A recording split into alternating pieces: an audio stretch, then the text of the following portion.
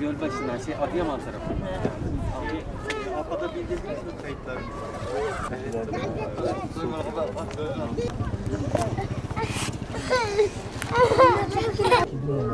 Şu priz.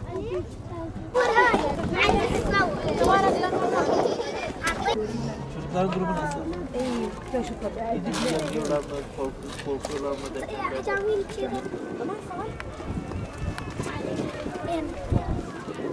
Yine kalayım. Kalma. Çadırda gebemiz, yaşlı teyzemiz, amcamız var mı?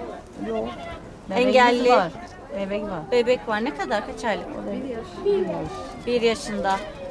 O zaman onun kızamıkla süt aşılarının gelmiş olması lazım.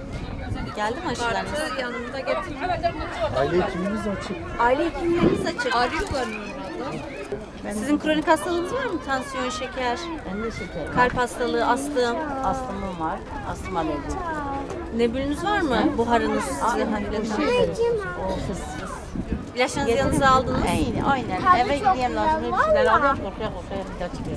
Eğer ilaçlarınızda sıkıntı varsa ücretsiz olarak reçete Valla tek ben edebiliyorsunuz. astım ilacım elimde bitmiş.